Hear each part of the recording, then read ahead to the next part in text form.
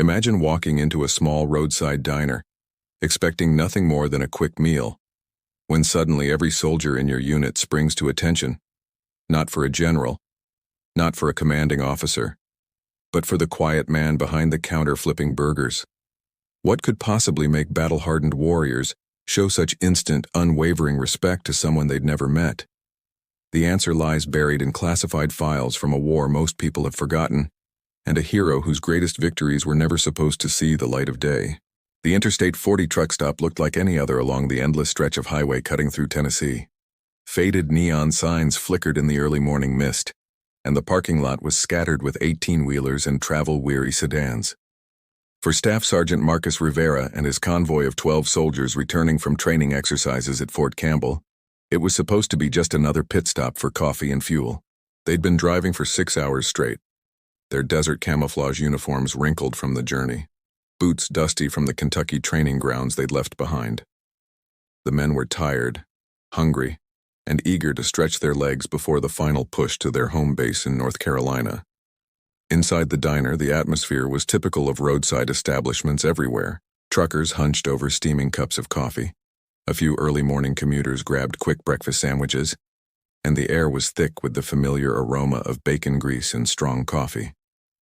The soldiers filed in, their combat boots clicking against the checkered linoleum floor, drawing the usual curious glances from civilian patrons. They'd grown accustomed to the stares, the whispered conversations, the mixture of respect and curiosity that followed military personnel wherever they went. Rivera nodded to his men, signaling them to find seats while he approached the counter to place their order. Behind the grill stood a man who appeared to be in his late 60s, his silver hair neatly trimmed in what Rivera immediately recognized as a military-style cut, though grown out just enough to blend into civilian life. The man's movements were precise, economical, as he flipped pancakes and arranged strips of bacon with the kind of attention to detail that spoke of years of discipline. His weathered hands told stories of hard work, but there was something else in his bearing, a quiet confidence that Rivera couldn't quite place. When the man turned to take their order, Rivera noticed his posture was impeccable, shoulders square, spine straight, despite decades that should have bent him with age. The interaction began normally enough. The restaurant owner, who introduced himself simply as Frank, took their orders with professional courtesy, his voice carrying a slight rasp that suggested years of shouting over aircraft engines or artillery fire. But it was his eyes that caught Rivera's attention first, pale blue and sharp as a hawk's, scanning each soldier with the kind of assessment that came naturally to someone who'd spent a lifetime evaluating men under pressure. There was recognition there, not of individuals but of something deeper, something that connected him to these young warriors in ways they couldn't yet understand. As Frank moved behind the counter, Rivera noticed the subtle signs that only another military man would catch. The way Frank's eyes continuously swept the room, checking exits and assessing potential threats. The manner in which he positioned himself to maintain visual contact with all customers while keeping his back protected. Most tellingly, there was a small faded tattoo on his left forearm, partially obscured by his rolled-up sleeves, that Rivera was almost certain belonged to a special operations unit, though he couldn't make out the specific insignia from his position. The soldiers settled into their booth, their conversation typical of men returning from training, discussing the exercises they'd completed, comparing notes on new equipment, and sharing the kind of good-natured complaints that bonded military units together. They spoke of home, of families waiting for their return, of the monotony of long drives broken only by stops like this one. None of them paid particular attention to the restaurant owner moving efficiently behind the counter, preparing their meals with the same quiet competence he'd shown when taking their orders. But Rivera found himself watching Frank more closely, drawn by an instinct he'd learned to trust during his years of service. There was something about the man that didn't quite fit the role of small-town restaurant owner, something that suggested depths hidden beneath the surface of this humble establishment. The way Frank handled the kitchen knives spoke of familiarity with bladed weapons beyond culinary use. His movements, while appearing casual to untrained eyes, showed the controlled grace of someone who'd been trained for combat operations. Most intriguingly, Rivera caught Frank glancing at their unit patches and equipment with the kind of professional interest that suggested more than civilian curiosity about military life.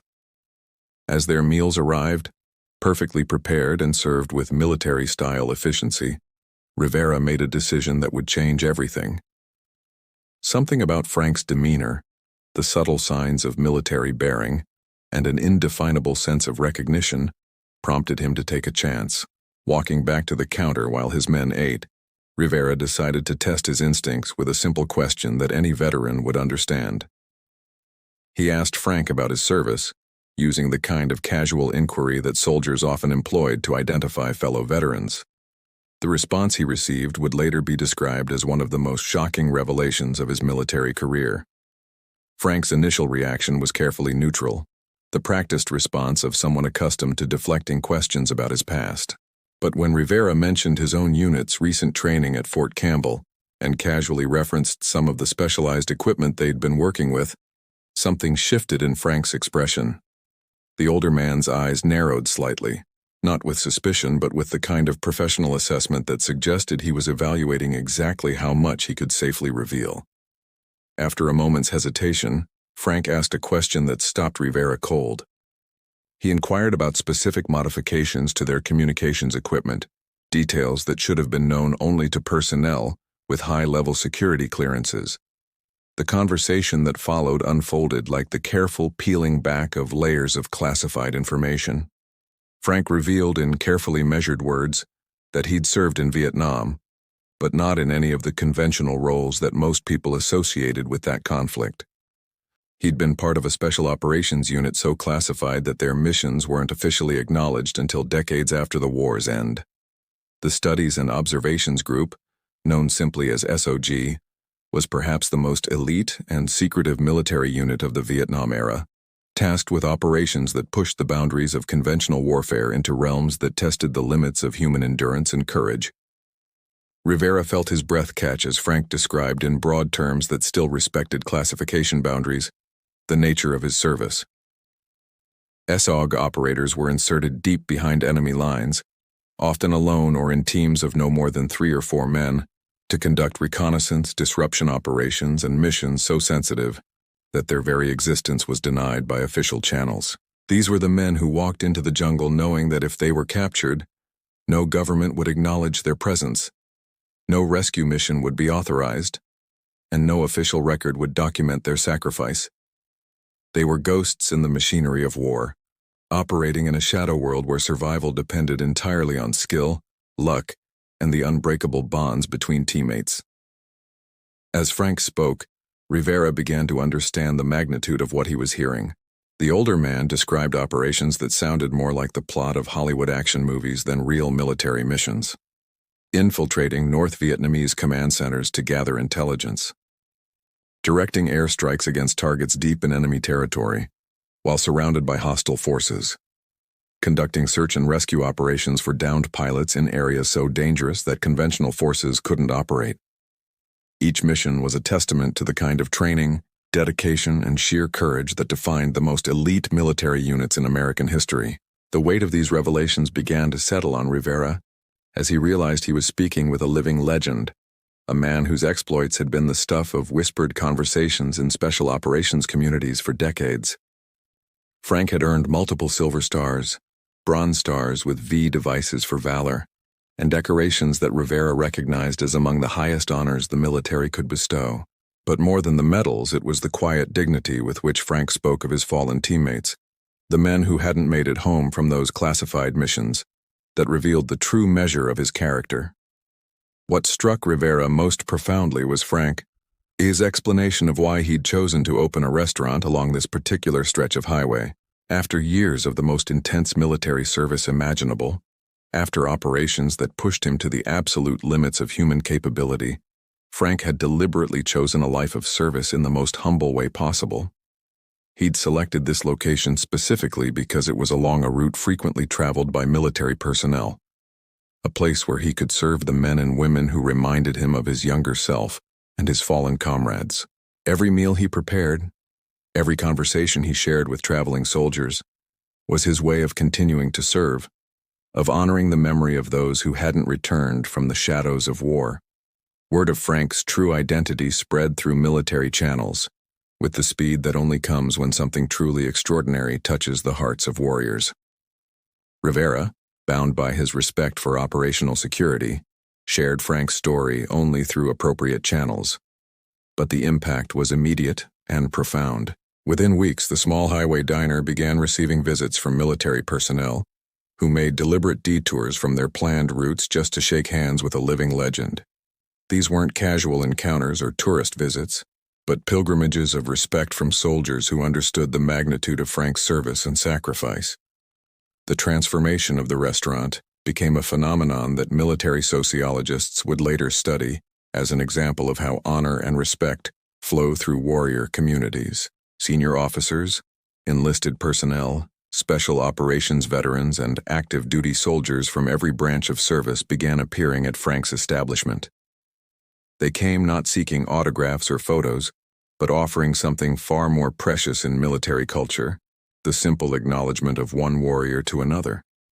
Each visit followed an unspoken protocol that Frank had never requested, but that his customers maintained with absolute consistency.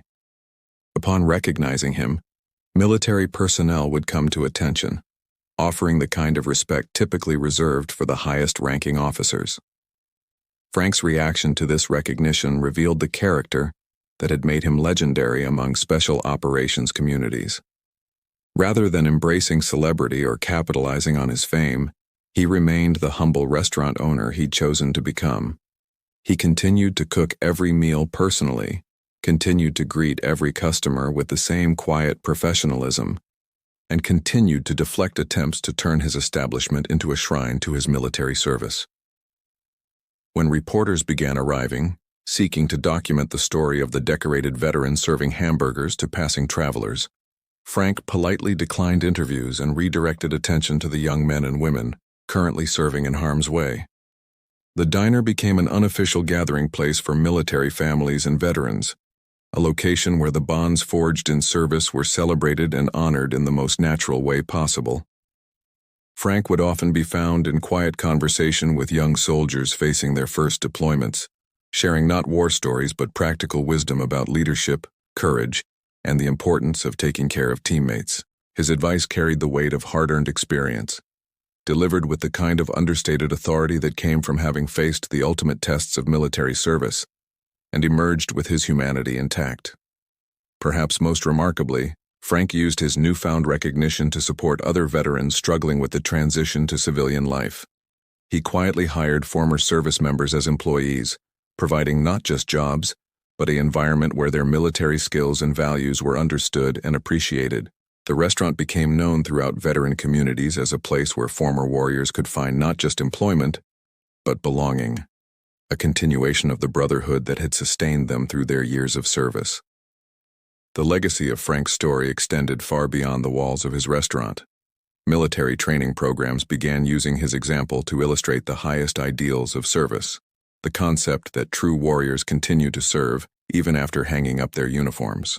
His quiet dignity, his refusal to seek glory for his extraordinary achievements, and his dedication to serving others became a model for how decorated veterans could transition from the battlefield to civilian life without losing the values that had defined their military service. Young officers learned about Frank's approach to leadership, how he had inspired loyalty and courage in his team members through personal example rather than rank or authority. His story became part of the oral tradition that passes military values from one generation to the next, a reminder that the greatest heroes are often those who seek no recognition for their extraordinary sacrifices. The small highway diner had become something unprecedented in American military culture, a place where the highest traditions of service were honored, not through ceremony or protocol, but through the simple act of preparing meals for traveling warriors with the same dedication Frank had once brought to the most dangerous missions of the Vietnam War. The story of Frank and his highway diner reminds us that heroes walk among us in the most unexpected places, often choosing lives of humble service after completing acts of extraordinary courage. His journey from the classified operations of the Vietnam War to the simple dignity of serving meals to fellow warriors illustrates the timeless truth that military service never truly ends. It transforms, evolves, and continues in ways that honor both the memory of fallen comrades and the ongoing needs of those who still serve. Frank's example teaches us that recognition, when it comes, should be received with the same humility and grace that defined the service that earned it. His refusal to capitalize on fame, his continued dedication to serving others, and his quiet support of struggling veterans demonstrate that the highest military values transcend rank, medals, and official recognition. They live in the daily choices made by men and women who understand that true service is measured not by what we receive, but by what we give. If this story has moved you, if you've been inspired by Frank's example of quiet heroism and continued service, we invite you to subscribe to our channel for more stories of military heroes whose extraordinary sacrifices often go unrecognized. Share this video with others who understand the value of military service and help us honor the men and women who've dedicated their lives to protecting the freedoms we all cherish. These stories deserve to be told. These heroes deserve to be remembered, and their examples deserve to inspire the next generation of warriors who will carry forward the proud traditions of American military service.